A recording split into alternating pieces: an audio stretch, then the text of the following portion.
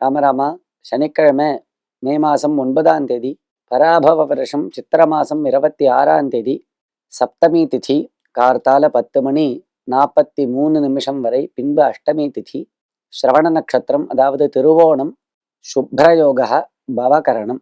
இன்னைக்கு சித்திர ஸ்ரவணம், தில்லை நடராஜா அபிஷேகம், ராகுகாலம் கார்த்தால 9 மணியிலிருந்து 10:30 மணி வரை, யமகண்டம் மதியம் 1:30 மணி முதல் 3 மணி வரை.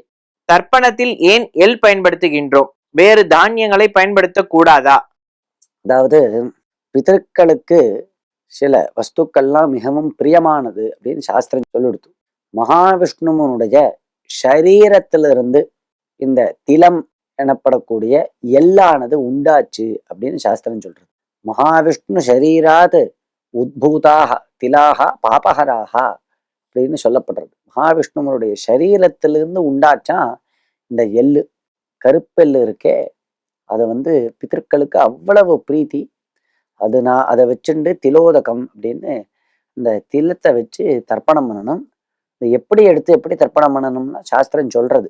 இப்படி ஆட்காட்டு விரலால் இப்படிலாம் எடுக்கக்கூடாது, இப்படி எடுத்துலாம் தர்ப்பணம் பண்ணக்கூடாது. இந்த கெட்ட விரலினுடைய அடிபாகம் இருக்கு இல்லையா, இதனாலதான் எல்லை எடுக்கணும். இந்த இடத்துல கொஞ்சம் ஜலத்தை தோச்சுண்டு இப்படி ஒரு தாம்பாளத்துல எல்லை வச்சுண்டு அதை இப்படி இந்த அடிபாகத்தை அந்த எள்ளுல தொட்டா அந்த எள்ளு ஒட்டின்றோம். அப்படி எடுத்து தீர்த்தத்தை விட்டு இப்படி தர்ப்பணம் பண்ணணும். இப்படிதான் பண்ணணுமே தவிர ஆள்காட்டு விரல் எல்லாம் எடுத்து பண்ணவே கூடாது அப்படின்னு சாஸ்திரங்கள் சொல்றது.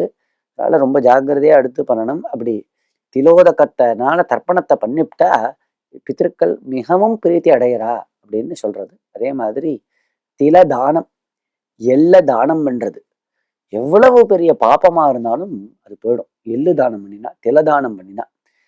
வெறும் திலத்தை கொடுக்கறது இல்லை, அதோட சுவர்ணம் தங்கத்தை வச்சு எள்ள தானம் பண்ணணும். நல்ல ஒரு பாத்திரத்துல நல்ல தங்கத்தை வச்சு நல்ல சத்பிராமணன் கிட்ட தானம் பண்ணிவிட்டா நீ வாழ்க்கையில பண்ணதான மிகப்பெரிய தவறுகள்லாம் நசிச்சு போறது, பாபங்கள்லாம் நசிக்கிறதுன்னு சாஸ்திரம் சொல்றது. ராமராமா.